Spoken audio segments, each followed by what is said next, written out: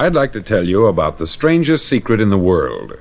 Not long ago, Albert Schweitzer, the great doctor and Nobel Prize winner, was being interviewed in London, and a reporter asked him, "Doctor, what's wrong with men today?" The great doctor was silent a moment, and then he said, "Men simply don't think." And it's about this that I want to talk with you. We live today in a golden age. This is an era that man has looked forward, dreamed of, and worked toward for thousands of years. But since it's here, we pretty well take it for granted. We in America are particularly fortunate to live in the richest land that ever existed on the face of the earth, a land of abundant opportunity for everyone. But do you know what happens? Let's take 100 men who start even at the age of 25. Do you have any idea what will happen to those men by the time they're 65? These 100 men who all start even at the age of 25 believe they're going to be successful. If you asked any one of these men if he wanted to be a success, he'd tell you that he did. And you'd notice that he was eager toward life, that there was a certain sparkle to his eye, an erectness to his carriage, and life seemed like a pretty interesting adventure to him. But by the time they're 65, 1 will be rich, 4 will be financially independent, 5 will still be working, 54 will be broke. Now think a moment. Out of the 100, only 5 make the grade. Why do so many fail? What has happened to the sparkle that was there when they were 25? What's become of the dreams, the hopes, the plans? And why is there such a large disparity between what these men intended to do and what they actually accomplished? When we say about 5% achieve success, we have to define success. And here's the definition. Success is the progressive realization of a worthy ideal. If a man is working toward a predetermined goal and knows where he's going, that man is a success. If he's not doing that, he's a failure. Success is the progressive realization of a worthy ideal. Rollo May, the distinguished psychiatrist, wrote a wonderful book called Man's Search for Himself. And in this book he says, "The opposite of courage in our society is not cowardice, it is conformity." And there you have the trouble today. It's conformity. People acting like everyone else, without knowing why, without knowing where they're going. Now think of it.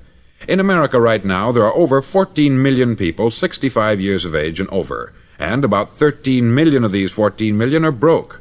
They're dependent on someone else for life's necessities. Now, we learn to read by the time we're 7. We learn to make a living by the time we're 25. Usually, by that time, we're not only making a living, we're supporting a family. And yet, by the time we're 65, we haven't learned how to become financially independent in the richest land that has ever been known. Why? We conform. And the trouble is that we're acting like the wrong percentage group, the 95% who don't succeed. Now, why do these people conform? Well, they don't know, really. These people believe that their lives are shaped by circumstances, by things that happen to them, by exterior forces. They're outer-directed people. A survey was made one time that covered a lot of men, working men, and these men were asked this question: why do you work? Why do you get up in the morning? 19 out of 20 had no idea. If you ask them, they'll say, everyone goes to work in the morning. And that's the reason they do it, because everyone else is doing it. Now let's get back to our definition of success. Who succeeds? The only man who succeeds is the man who is progressively realizing a worthy ideal. He's the man who says, I'm going to become this, and then begins to work toward that goal. I'll tell you who the successful people are. A success is the school teacher who's teaching school because that's what she wanted to do. The success is the woman who's a wife and mother because she wanted to become a wife and mother and is doing a good job of it. The success is the man who runs the corner gas station because that's what he wanted to do. The success is the successful salesman who wants to become a top-notch salesman and grow and build with his organization. A success is anyone who is doing deliberately a predetermined job because that's what he decided to do deliberately. But only 1 out of 20 does that. That's why today there isn't really any competition, unless we make it for ourselves. Instead of competing, all we have to do is create. Now, for 20 years, I looked for the key which would determine what would happen to a human being. Was there a key I wanted to know which would make the future a promise that we could foretell to a large extent? Was there a key that would guarantee a person's becoming successful if he only knew about it and knew how to use it? Well, there is such a key, and I've found it. Have you ever wondered why so many men work so hard and honestly without ever achieving anything in particular, and others don't seem to work hard and yet seem to get everything? They have the magic touch. You've heard them say that about someone. Everything he touches turns to gold. And have you ever noticed that a man who becomes successful tends to continue to become successful, and on the other hand, have you noticed how a man who is a failure tends to continue to fail? It's because of goals. Some of us have them, some don't. People with goals succeed because they know where they're going. Now think of a ship leaving a harbor, and think of it with the complete voyage mapped out and planned. The captain and crew know exactly where it's going and how long it will take. It has a definite goal. 9,999 times out of 10,000 it will get to where it started out to get. Now let's take another ship, just like the first, only let's not put a crew on it, or a captain at the helm. Let's give it no aiming point, no goal, no destination. We just start the engines and let it go. I think you'll agree with me that if it gets out of the harbor at all, it will either sink or wind up on some deserted beach a derelict. It can't go any place because it has no destination and no guidance. It's the same with a human being. Take the salesman, for example. There is no other person in the world today with the future of a good salesman. Selling is the world's highest paid profession, if we're good at it and if we know where we're going. Every company needs top-notch salesmen, and they reward those men. The sky is the limit for them. But how many can you find? Someone once said, "The human race is fixed, not to prevent the strong from winning, but to prevent the weak from losing." The American economy today can be likened to a convoy in time of war. The entire economy is slowed down to protect its weakest link, just as the convoy had to go at the speed that would permit its slowest vessel to remain in formation. That's why it's so easy to make a living today. It takes no particular brains or talent to make a living and support a family today. So we have a plateau of so-called security, if that's what a person's looking for. But we do have to decide how high above this plateau we want to aim for. Now let's get back to the strangest secret in the world, the story that I wanted to tell you today. Why do men with goals succeed in life, and men without them fail? Well, let me tell you something which, if you really understand it, will alter your life immediately. If you understand completely what I'm going to tell you from this moment on, your life will never be the same again. You'll suddenly find that good luck just seems to be attracted to you.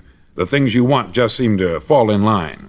And from now on, you won't have the problems, the worries, the gnawing lump of anxiety that perhaps you've experienced before.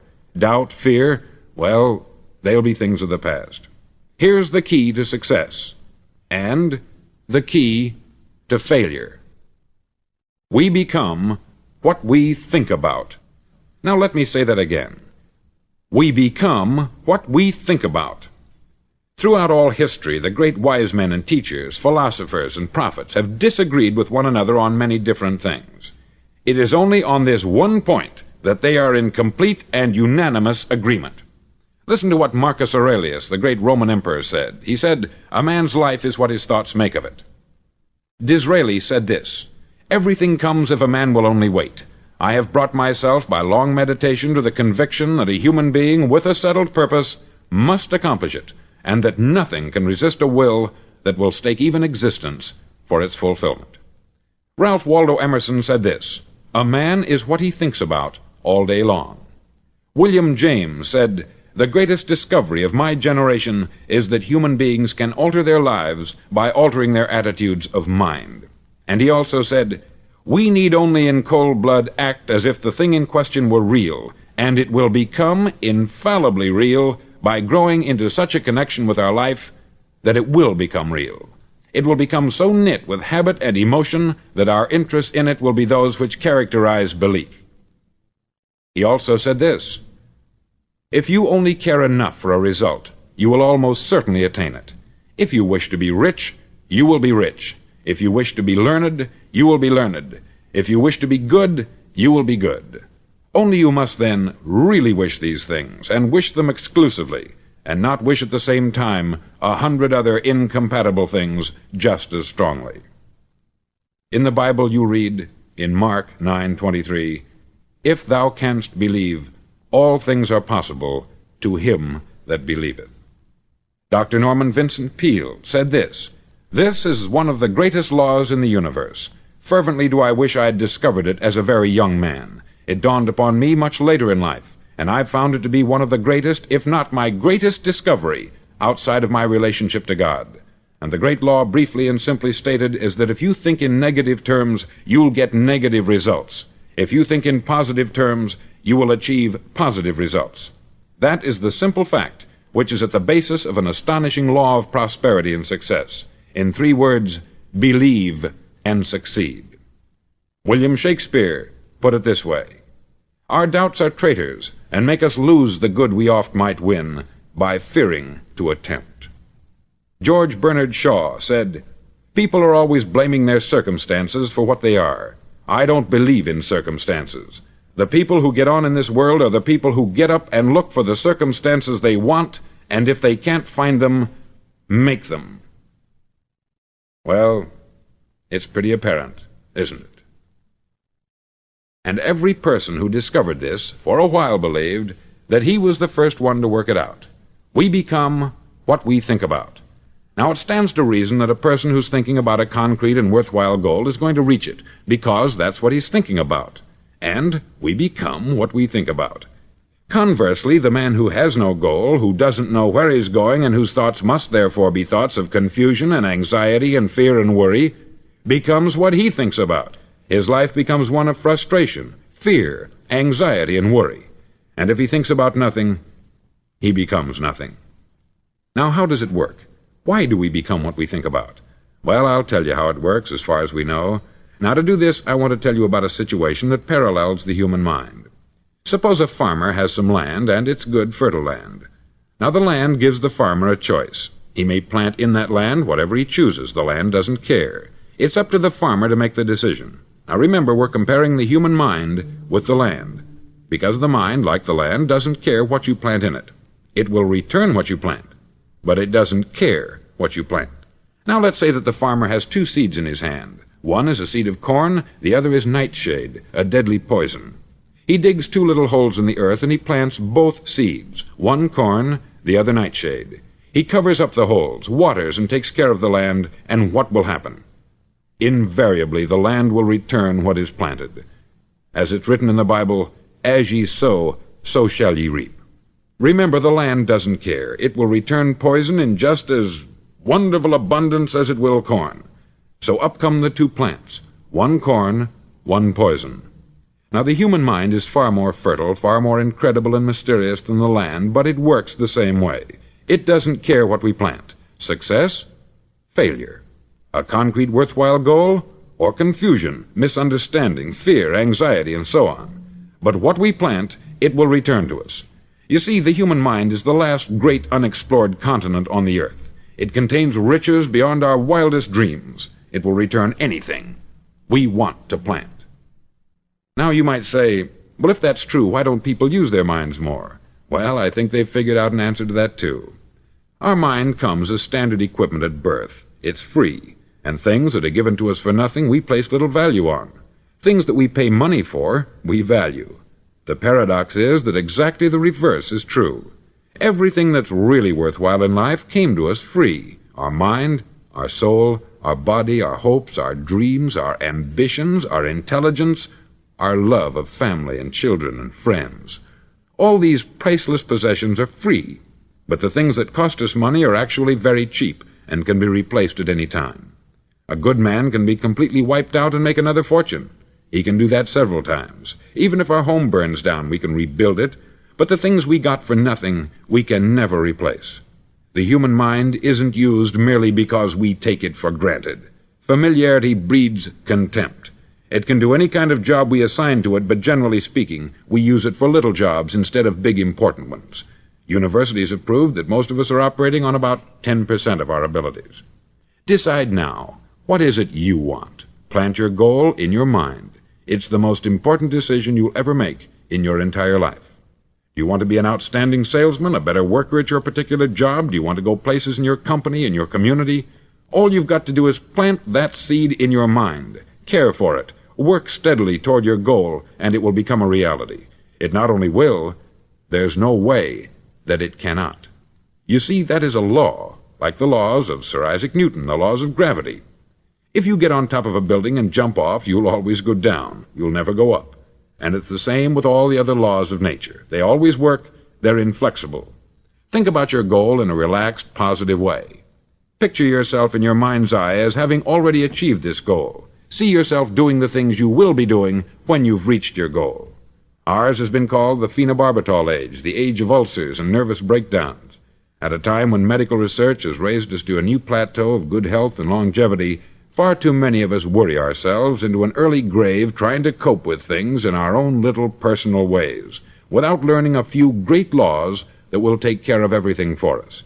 These things we bring on ourselves through our habitual way of thinking. Every one of us is the sum total of his own thoughts.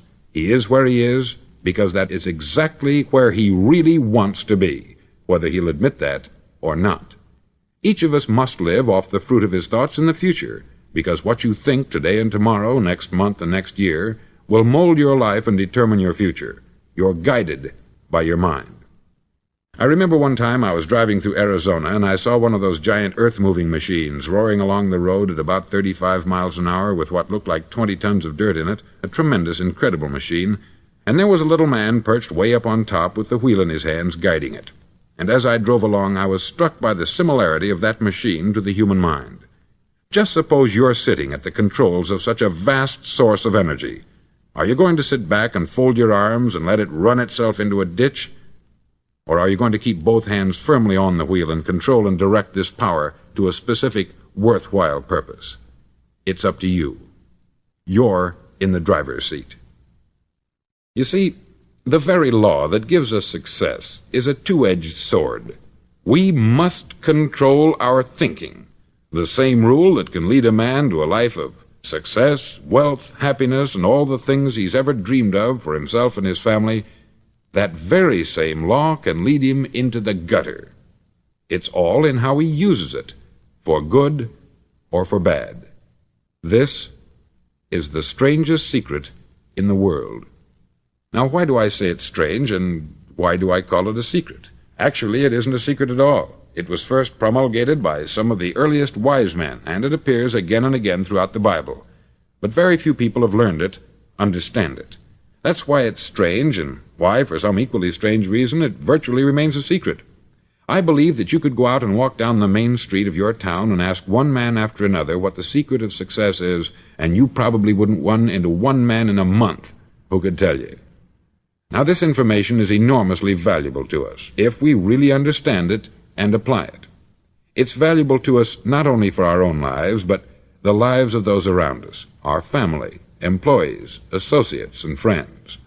Life should be an exciting adventure. It should never be a bore. A man should live fully, be alive. He should be glad to get out of bed in the morning. He should be doing a job he likes to do because he does it well. One time I heard Grove Patterson make a speech, the editor-in-chief of the Toledo Daily Blade, and as he concluded his speech, he said something that I've never forgotten.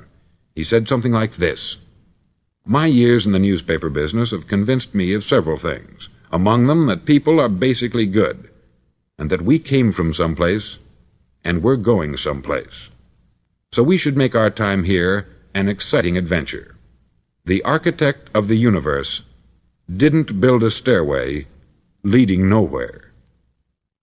And the greatest teacher of all, the carpenter from the plains of Galilee, gave us the secret time and time again. As ye believe, so shall it be done unto you. I've explained the strangest secret in the world and how it works. Now I want to explain how you can prove to yourself the enormous returns possible in your own life by putting this secret to a practical test. I want you to make a test that will last 30 days. Now, it isn't going to be easy. If you'll give it a good try, it will completely change your life for the better.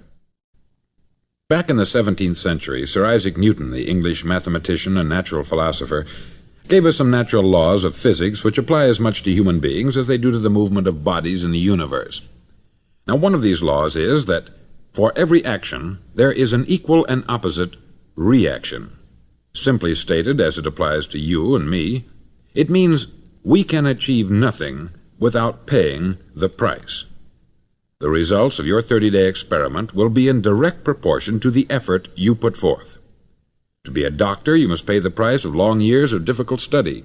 To be successful in selling, and remember that each of us succeeds to the extent of his ability to sell, selling our families on our ideas, selling education in schools, selling our children on the advantages of living the good and honest life, selling our associates and employees on the importance of being exceptional people, to, of course, the profession of selling itself.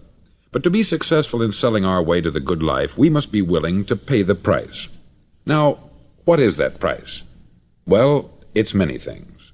First, it's understanding emotionally, as well as intellectually, that we literally become what we think about, that we must control our thoughts if we're to control our lives. It's understanding fully that, as ye sow, so shall ye reap. Secondly, it's cutting away all the fetters from the mind and permitting it to soar as it was divinely designed to do. It's the realization that your limitations are self-imposed, and that the opportunities for you today are enormous beyond belief. It's rising above narrow-minded pettiness and prejudice.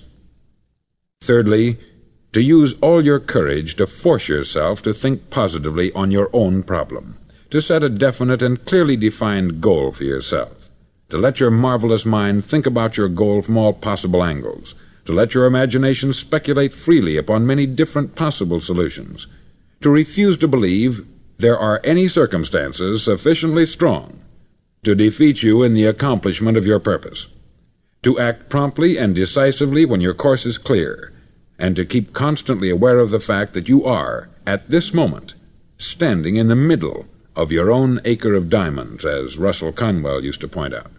Fourth, save at least 10% of what you earn.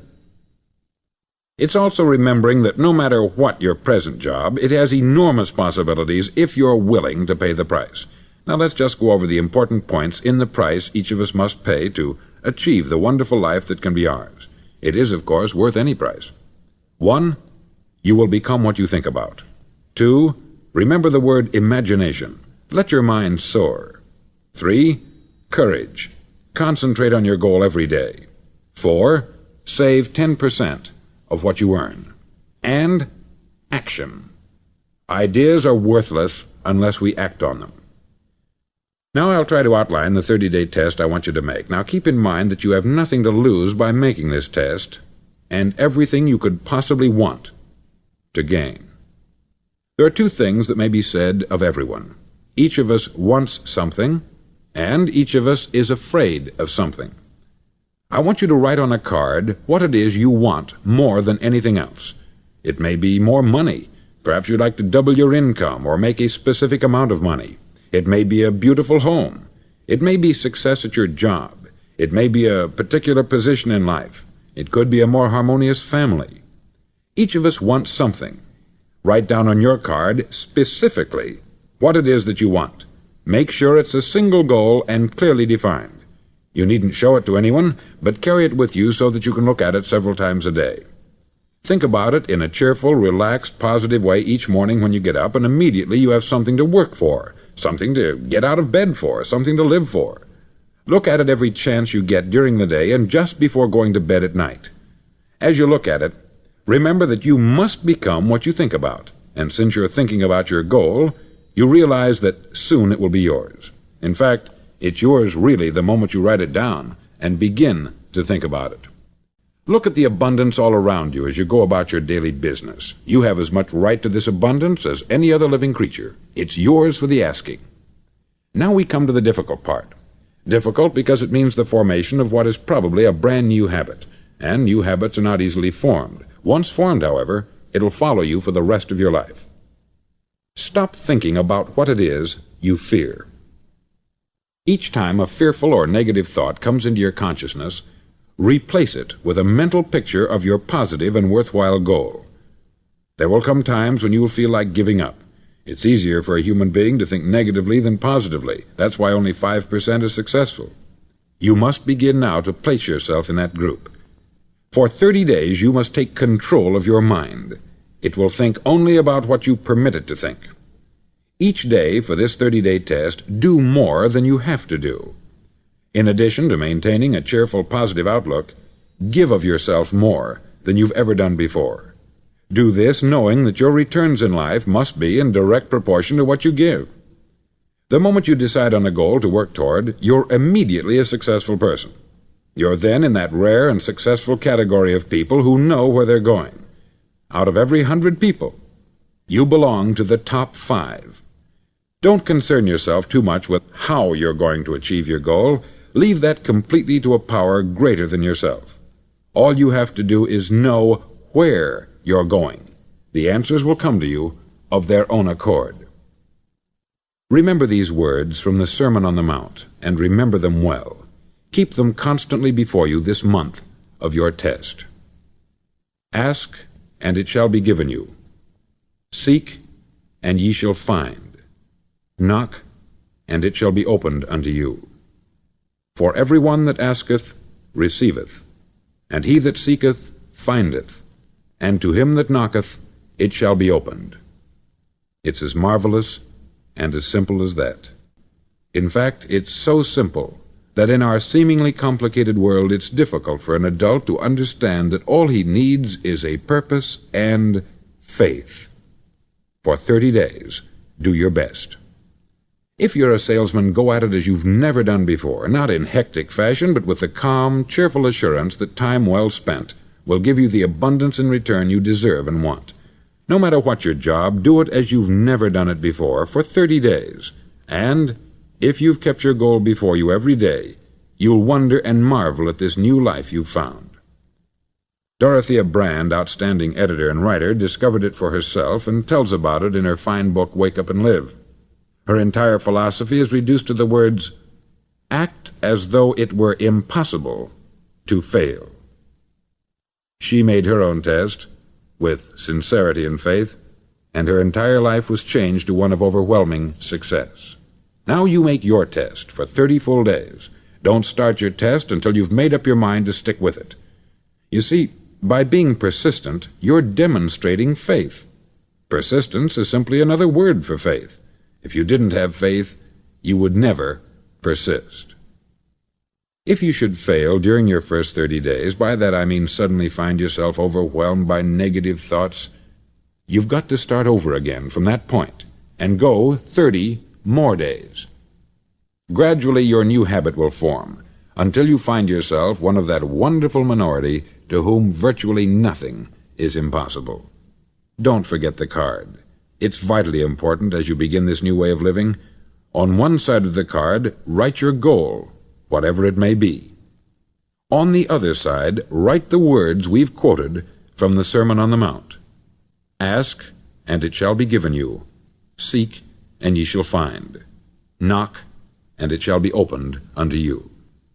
Nothing great was ever accomplished without inspiration. See that during these crucial first 30 days, your own inspiration is kept at a peak. Above all, don't worry. Worry brings fear, and fear is crippling. The only thing that can cause you to worry during your test is trying to do it all yourself. Know that all you have to do is hold your goal before you. Everything else will take care of itself. Remember also to keep calm and cheerful.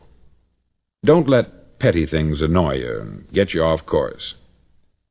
Now, since making this test is difficult, some may say, well, why should I bother? Well, look at the alternative. No one wants to be a failure.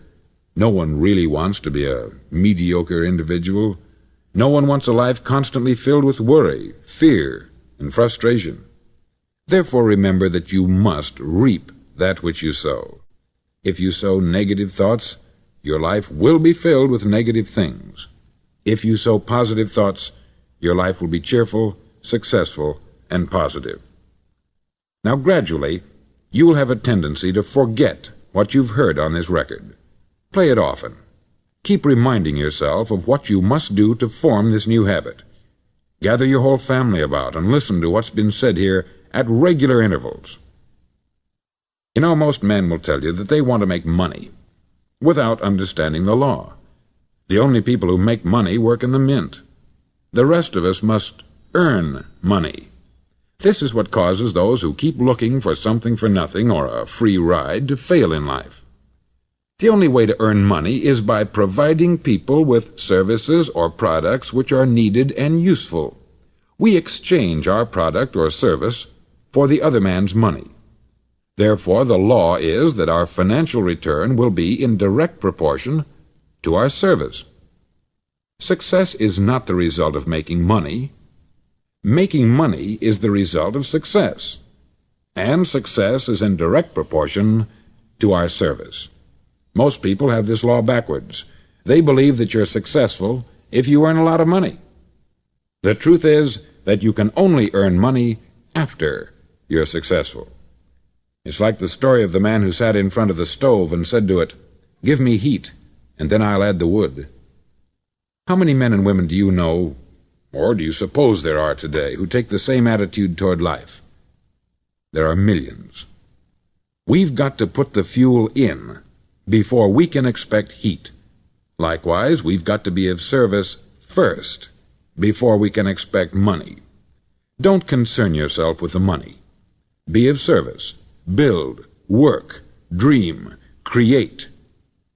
Do this, and you'll find there's no limit to the prosperity and abundance that will come to you.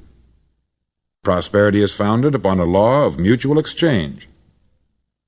Any person who contributes to prosperity must prosper in turn himself. Sometimes the return will not come from those you serve, but it must come to you from someplace, for that is the law. For every action there is an equal and opposite reaction. As you go daily through your 30-day test period, remember that your success will always be measured by the quality and quantity of service you render, and money is a yardstick for measuring this service. No man can get rich himself unless he enriches others. There are no exceptions to a law. You can drive down any street in America and from your car estimate the service that's being rendered by the people living on that street. Had you ever thought of this yardstick before? It's interesting.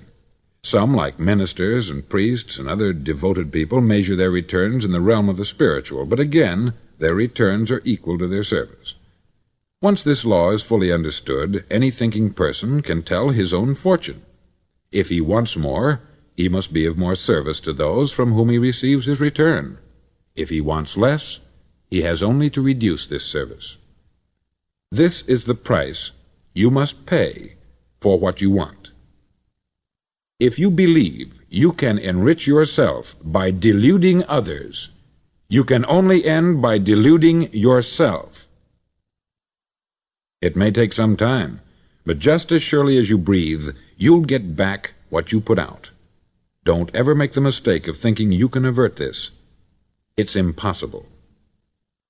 The prisons and the streets where the lonely walk are filled with people who tried to make new laws just for themselves.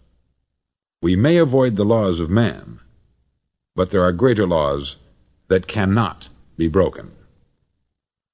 An outstanding medical doctor recently pointed out 6 steps that will help you realize success. 1. Set yourself a definite goal. 2. Quit running yourself down. 3.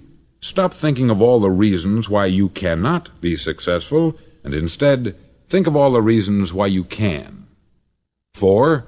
Trace your attitudes back through your childhood and try to discover where you first got the idea you couldn't be a success, if that's the way you've been thinking. 5. Change the image you have of yourself by writing out a description of the person you would like to be. And 6. Act the part of the successful person you have decided to become. The doctor who wrote those words is a noted West Coast psychiatrist, David Harold Fink, M.D.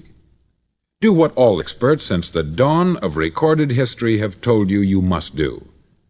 Pay the price by becoming the person you want to become. It's not nearly as difficult as living unsuccessfully. Make your 30-day test. Then repeat it. Then repeat it again. Each time it will become more a part of you until you'll wonder how you could ever have lived any other way. Live this new way, and the floodgates of abundance will open and pour over you more riches than you may have dreamed existed. Money? Yes, lots of it. But what's more important, you'll have peace. You'll be in that wonderful minority who lead calm, cheerful, successful lives. Start today. You have nothing to lose, but you have a life to win.